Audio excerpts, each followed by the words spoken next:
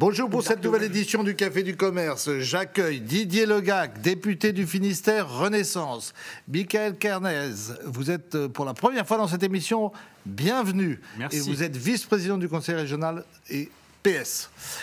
Pierre-Yves Cadalet, lui, est bien connu ici. Il représente la France insoumise jusqu'à nouvel ordre. Bonsoir. Et Paul Molac, c'est également une première. Vous êtes député régionaliste et vous appartenez au groupe Lyot. Alors, on va parler un peu de l'économie. La croissance, les perspectives pour 2024 ne sont pas très bonnes. En revanche, il y a un certain reflux de quoi déjà ? Il y a un certain reflux de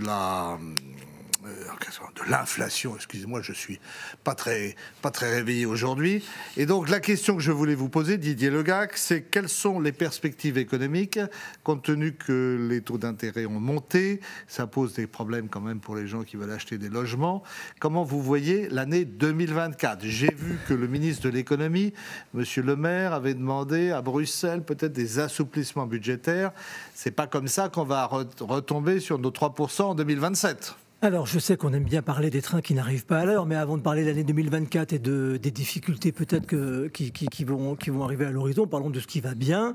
On est en 2023, le taux de chômage... Faut pas toucher le micro, me dit-on, en régie. On est en 2023, le taux de chômage n'a jamais été aussi faible en France, on est près de 7%. Le taux de chômage des jeunes n'a jamais été aussi faible non plus depuis près de 40 ans. Nous avons créé 2 millions d'emplois depuis 2017. Et puis, une chose qui est assez intéressante à souligner, c'est que pour la 4e année consécutive, la France est le premier pays d'Europe attractif en investissement étranger. Donc ça, c'est la situation aujourd'hui. Tout va bien ? Non, pas forcément, mais en tous les cas, ça vaut la peine de le souligner. Si moi je ne le fais pas, qui le fera à votre place ? Bon, Michael Kernez, il y a quand même 350 000 emplois vacants dans ce pays. Quel est le problème ? Moi, je me méfie des statistiques et les comparer à l'aune de 40 ans, c'est complexe.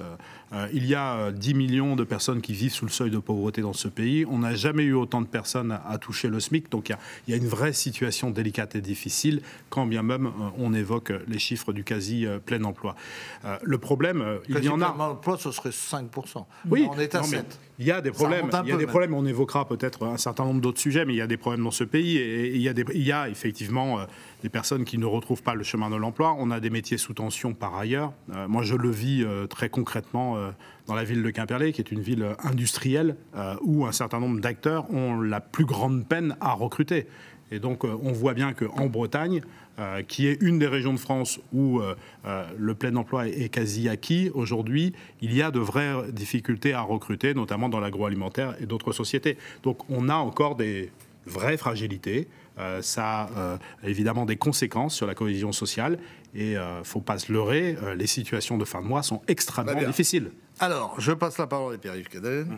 Est-ce que, compte tenu de ces incertitudes économiques, de cette fragilité du tissu économique et social, il faut continuer à fracturer le pays comme le fait avec talent Jean-Luc Mélenchon?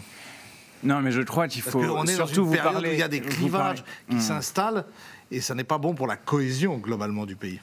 Il y a une ambiance qui, pour le débat, est compliquée compte tenu du fait qu'aujourd'hui, la préoccupation majeure des Françaises et des Français, c'est la cherté de la vie, c'est la cherté du loyer, c'est la compression sur les salaires. Ici, à Brest, je vous prends un exemple. Dans un EHPAD municipal, il y a 5 infirmières, il en faudrait 12. Du coup, elles sont à 50 heures semaine, 4 week-ends par mois. Et ça, c'est lié au fait qu'on n'a pas suffisamment investi dans les EHPAD. Il faudrait 240 000 créations d'emplois. Et donc, l'unité du pays dont vous parlez, elle est portée par notre projet politique. Pourquoi ? Parce que c'est celui de la République sociale. C'est pas tout va mieux dans le meilleur des mondes, comme vous le disiez, comme dit Didier Legac. Non, il y a des problèmes réels dans le pays. Il y a un problème sur les salaires, il faut augmenter les salaires. Il faut en fait tourner la page de cette politique libérale qui, en plus, vous parliez d'économie, est récessive. elle est récessive. On risque d'aller vers une crise 100% majeure. d'accord avec vous. Le seul problème que j'ai avec vous, mon cher Pierre-Yves, c'est que on est à 4,9 points de déficit, on voudrait descendre à 3. Si on faisait tout ce que vous voulez, on monterait à 10. Non. Et nous ne sommes pas les États-Unis. Pas du tout, mais peuvent s'endetter sur le reste du monde. Regardez nos projections économiques, ce n'est pas vrai du tout. Au contraire, nous voulons renforcer le volet recettes de l'État. Car cela fait bien longtemps que les plus riches sont exonérés de plus en plus d'impôts. On parle de la flat tax sur le capital, par exemple, qui a été mis en place par Macron. La fameuse suppression de l'ISF, dont je pense nous sommes plusieurs à considérer sur le plateau qu'elle est injuste. Mais ça rapporte pas grand-chose. Et donc, la flat tax, si on supprime la flat tax, je vais vous dire, ça fait des rentrées d'argent. Donc, il y a de l'argent, il faut financer nos services publics. La santé, une énorme préoccupation des Français, elle est à l'os aujourd'hui. Elle est à l'os. Moi, j'ai discuté avec plein de soignants ici à Brest. Je salue d'ailleurs la lutte qu'il y a eu à Carré pour que les urgences restent ouvertes. Mais c'est un plan d'ensemble qu'il faut pour refonder l'hôpital dans le pays. Alors, Paul Molac, vous êtes monsieur régionalisation, monsieur autonomie régionale. Il y a eu un vœu qui a été voté à l'Assemblée régionale. Évidemment, c'est votre combat. Mais moi, je trouve ça sympathique. Mais est-ce que ça créerait des emplois? On a des crises particulières en Bretagne, crise de la pêche notamment. Mais est-ce que le fait de décentraliser, on est dans un État affreusement jacobin, et on a un président, vous direz peut-être le contraire, qui est quand même un technocrate parisien. Mais est-ce que on pourrait gagner des emplois en décentralisant par rapport à ce que les Corses sont en train... D'ailleurs, je crois que la négociation est un peu lente à s'amorcer. Qu'est-ce qu'on a à gagner, nous, à ça? Ce qu'on a à gagner, c'est une simplification administrative qui est extrêmement complexe et qui nous fait perdre énormément de temps et d'argent. Et avec des règlements, je viens de découvrir là, que la région, par exemple, ne peut pas subventionner des maisons de santé. Elle peut, à partir du moment où vous êtes dans une zone d'intervention prioritaire ou dans une zone d'activité complémentaire, mais une zone de vigilance, on ne peut pas. Et tout ça, ça a été écrit dans un ministère à Paris. Ils n'auraient pas pu dire, à un moment donné, écoutez, débrouillez-vous et faites avec les élus locaux. Ça aurait été bien plus simple. Donc à chaque fois, on perd un temps énorme dans toutes ces réglementations qui sont fabriquées directement à Paris et qui ne nous laissent effectivement pas de possibilités. Normalement, la libre administration des collectivités locales, c'est dans la Constitution qui dit que c'est en fonction de la loi. Sauf qu'aujourd'hui, on a la loi, on a un règlement derrière qui est hyper tatillon, et vous avez des dotations, donc vous n'êtes même pas libre des impôts que vous levez dans votre propre commune ou, par exemple, au niveau de la région. Et donc, que voulez-vous faire? Sinon, appliquer ce qui vient d'en haut. Bon, alors, je vous ai laissé ouvrir, Didier Legac, j'ai laissé vos adversaires politiques s'exprimer. Maintenant, dites-moi, est-ce que une relance des réformes est nécessaire et voulue au sommet de l'État? Et qu'est-ce que ça pourrait donner pour essayer de résoudre la quadrature du cercle, c'est-à-dire d'un pays qui est quand même obligé aujourd'hui de restreindre ses dépenses qui ont augmenté beaucoup. Vous savez, ça a quand même beaucoup augmenté pendant le Covid. La politique du chèque... C'est terminé, là, semble dire Madame Borne dans une interview au Figaro avant-hier. C'est vrai. Je ne suis pas sûr, néanmoins, qu'on ait vraiment marqué une pause sur les réformes qu'on mène depuis 2017.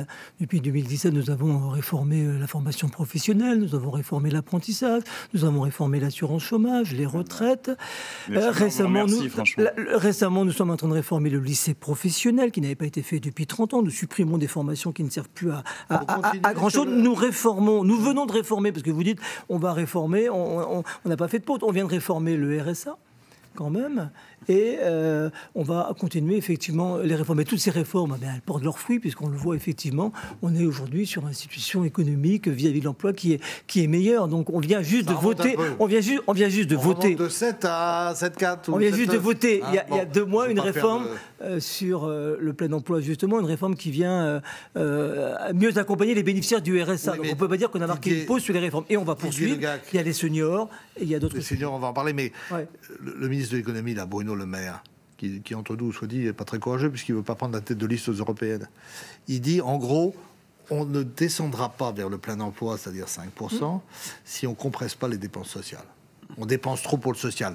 C'est Bruno Le Maire, c'est un homme de droite. Et Didier Le Gall, qui a passé une partie de sa vie au Parti Socialiste, soutient cet homme de droite qui fait une politique très dure envers les Français. Oui, mais il faut aussi être un peu réaliste, les hommes de droite. Mais le réalisme, il est variable selon ce qu'on pense. Une politique très dure, M. Cadana. Je ne sais pas s'il y a un pays au monde qui a autant protégé ses citoyens, ses habitants, dans les crises successives qu'on vient de connaître ces 5 dernières années. Mais les gens qui politique très dure, 2 ans de plus à la réforme des retraites vont vous remercier. Et je ne parle que de l'Europe, on ne peut pas parler d'autres pays dans le monde. Donc ne parlez pas de pays très durs, de politique très dure. 15 heures Bruno Le Maire, il n'est peut-être pas très courageux, mais en tous les cas, il a gagné, et nous avec lui, une partie de la guerre contre l'inflation. On vient quand même de connaître la crise inflationniste la plus dure, probablement depuis les années 70. Ça y est, on va redescendre. On va redescendre. On était quand même à 7, 8. Certains pays européens étaient à 2 chiffres. Nous revenons sous la barre des 4%. Donc une partie du travail a été fait. Et effectivement, le prochain objectif, c'est de revenir à l'inflation à 2 ou en tous les cas à moins de 3 points. Donc le travail a été fait, tout en protégeant les Français des effets de la crise. Vous pouvez pas nier ça, M. Cadana. Allez dans la... Pendant le Covid, l'État a dépensé énormément pour protéger les Français. Des dépenses. Mais Michael Carnez n'a pas encore parlé, peut-être. On va lui passer la parole. Voilà, mais qui a eu des dépenses... Son porte-parole, évidemment. Non, mais je veux dire, c'est bien de la parole se distribuer dans le débat. C'est ça la démocratie. Vous parliez du débat fracturé. J'essaie de la passer. Bon, alors... Non, mais voilà, il y a eu des dépenses. Elles ont été nécessaires à un moment donné. Là, il faut travailler sur les recettes. Pendant le Covid. Ben oui, plusieurs centaines de milliards. Mais oui, évidemment. Mais le système social français doit être protégé, doit être défendu. Aujourd'hui, il est attaqué. Il est attaqué fermement. Pour être protégé, il faut produire, il faut être compétitif. Tout à fait. Les 35 heures. Alors voilà, les 35 heures. On est d'accord, mais la politique actuelle ne va pas dans ce sens-là. Maintenant, qu'est-ce que vous préconisez, Michael Carnez, pour relancer la croissance ? Est-ce que la régionalisation, l'autonomie régionale, ça peut être une solution, vous qui siégez dans l'institution rennaise. Oui, mais au-delà de ça, heureusement qu'il y a eu un pays protecteur pendant la crise Covid. Sinon, la situation que je vous évoquerai serait encore plus dramatique. Je vous parlais de 10 millions de personnes qui vivent sous le seuil de pauvreté. Je vous parle de la situation des allocataires du RSA. Et ce n'est pas la loi qui va être produite qui va changer drastiquement la situation. Quant à la capacité qui doit être donnée aux collectivités territoriales d'agir, il est grand temps de faire confiance aux élus locaux. Moi, je suis maire de ma commune, je suis premier vice-président du Conseil régional de Bretagne, j'ai eu d'autres responsabilités. Le président de la République et le Parlement auraient été bien inspirés, effectivement, après les crises sociales qu'on a vécues, la crise des Gilets jaunes en particulier, de donner plus de capacité à agir aux collectivités. Parce que qui agit au quotidien ? Ce sont évidemment les élus locaux au travers des services publics que nous mettons en œuvre. Et la capacité à mettre ces services publics, elle dépend des capacités financières des collectivités. Vous dépenseriez mieux. Mais on dépense moins de mieux. Gaspillage. Mais on dépense mieux. Il suffit de regarder les rapports de la Chambre régionale de la Cour des comptes. Nous, on n'emprunte pas. Je suis désolé de le dire. On emprunte pour investir. Oui. Pour investir dans nos collectivités, pour soutenir le BTP, si vous voulez, pour soutenir les emplois. On n'emprunte pas pour payer les fonctionnaires à partir du mois de septembre. C'est la grande différence avec l'État. Et donc, les élus locaux qui agissent au quotidien et qui font en sorte que la société n'explose pas. Il faut leur faire confiance. Le président de la République, sur cette question de centralisation, de donner plus de pouvoir aux élus locaux, il s'est exprimé 1 fois, 2 fois, 3 fois, 4 fois, 5 fois. Et maintenant, il donne à quelqu'un qui n'a jamais produit aucune ligne, aucun rapport, Éric Woerth, qui n'est absolument pas un spécialiste des collectivités territoriales. De droite en plus, je le signale. Non, mais c'est pas le sujet. Qu'il soit de droite ou de gauche, sur ces sujets-là, on peut travailler ensemble. Mais franchement, confier à Éric Woerth une mission de cette nature, après avoir dit 1 fois, 2 fois, 3 fois, 4 fois, 5 fois qu'il fallait faire confiance aux élus locaux, moi je suis maire de ma commune. On est désespéré d'entendre le président de la République nous dire qu'il faut faire confiance aux élus locaux et faire le contraire, parce que les collectivités locales et territoriales sont étranglées. On ne vit que des dotations d'État, on ne vit que des votes du Parlement, et ça, ce n'est plus possible. Il faut faire confiance aux élus locaux, il faut nous donner la responsabilité de lever l'impôt. On ne le fait plus. La taxe d'habitation a été supprimée pour gagner une élection, c'est parfait. Pour gérer un pays, c'est une catastrophe. Qu'est-ce qu'on peut ajouter de plus à ce plaidoyer pour l'autonomie régionale ? Michael a tout à fait raison, hein. Je crois que c'est assez clair. Et quand la réforme, en fait, si on prend la réforme de l'apprentissage, eh bien, elle a été pour enlever des compétences qu'avait la région. Quand je pense... France Service est endetté. France Service est endetté dans ce pays. De manière merveilleuse. Nous, on est passé de 200 000 à 800 000. Dans les Côtes d'Armor, là, Stanislas Guerrier. Très bien dans quel domaine ça s'est fait. Dans le supérieur, où il n'y avait pas besoin d'apprentissage. Le résultat, on est passé de 200 000 à 800 000 apprentis. Ce qui permet dire que c'est pas tous à la fois. Non, le problème, il est là, oui. C'est qu'on a en fait multiplié les apprentis dans le supérieur. Bon, est-ce que c'est là qu'il faut les multiplier? J'en suis pas certain. C'est une bonne question. Parce que moi, ce que j'aimerais dans cette émission, c'est aussi vous apprendre à compter. Parce que dans ce pays, on est très bon pour la dépense. C'est l'enquête PISA, c'est ça? On est dans la dépense. Écoutez, les entreprises privées, elles savent compter. L'État... Alors, les collectivités locales, c'est sans doute mieux puisqu'elles ne peuvent pas, je crois qu'elles sont statutairement obligées à présenter des budgets en équilibre. Des comptes équilibrés. Mais prenons par exemple 2 exemples. Bon, on dit qu'il y a un problème de compétitivité dans ce pays, d'ailleurs en grande partie à cause des 35 heures, Massy Jospin. C'est vraiment votre ancienne, hein? Oui, mais qu'est-ce que vous voulez? Tout le monde le dit aujourd'hui. Non, c'est pas vrai. Il y a plein de travaux d'économistes qui montrent que ça a été utile à la productivité. Les économistes disent le contraire. Qu'est-ce que vous pensez? On parle même des bienfaits des 32 heures. Vous devriez regarder cette question. À 32 heures, carrément. Non, mais vous devriez regarder ce sujet de très près, M. Coudray. Oui, mais moi, je regarde tout. Alors, parlons. Il y a eu cette semaine des annonces faites par le ministre de l'Éducation sur l'éducation, donc Gabriel Attal, le petit chouchou là, du gouvernement, qui grimpe dans les sondages. Un clone de Macron, peut-être. Et est-ce que c'est productif? Est-ce que vous trouvez que ce qui a été annoncé est une bonne chose? Parce que vous avez vu le classement PISA de la France, c'est pas terrible. Hein. C'est d'ailleurs un paradoxe en France. On dépense beaucoup et on a des résultats moins bons qu'ailleurs. On dépense. Bref, allez-y. Oui, non, parce que le problème qui se pose, je pense que les réformes qui ont été faites par Blanquer n'ont pas amélioré, en particulier la formation professionnelle des futurs enseignants. Et je pense que c'est un problème. Le problème des enseignants de maths, c'est qu'on a beaucoup de mal à en trouver. Parce qu'avec une licence de maths, eh bien, ils ont un tas d'emplois qui peut se faire et avec mieux payé que dans l'éducation nationale. Donc ça, c'est déjà un autre problème. Et quant à mettre la méthode de Singapour, bon, une méthode, ça ne fera jamais tout de toute façon. Je vais prendre un exemple. Quand on nous a dit, oui, on va mettre la méthode syllabique. Oui, la méthode syllabique, pour apprendre à lire, convient à 80% des enfants, mais pas à 20%. Donc après, il faut tout simplement que les enseignants aient différentes méthodes à un moment donné pour faire accrocher tous les gamins. Bon, bah là, c'est pareil. C'est pas compliqué. Donc, c'est sur l'enseignant que ça repose. Et c'est vraiment ça qu'il faut véritablement. Et il y a une baisse des vocations? Il y a une baisse des vocations. Qui veut réagir sur l'éducation? Il y a 2800 démissions d'enseignants, là, c'est énorme. Vous imaginez des titulaires qui sont statutaires, etc. Ils s'en vont de la fin de semaine. Moi, j'ai des amis qui sont partis. Ils disent on n'en peut plus, les conditions ne sont pas réunies. Il n'y a pas de soutien de la hiérarchie. Il y a des problèmes, si vous voulez, qui sont fondamentaux et auxquels l'État ne répond pas. Il n'y a pas suffisamment de candidats au concours. Et vous parliez de la compétitivité. C'est lié, parce qu'il y a la compétitivité prix, ça vous aimez bien en parler. Il y a aussi la compétitivité qualité.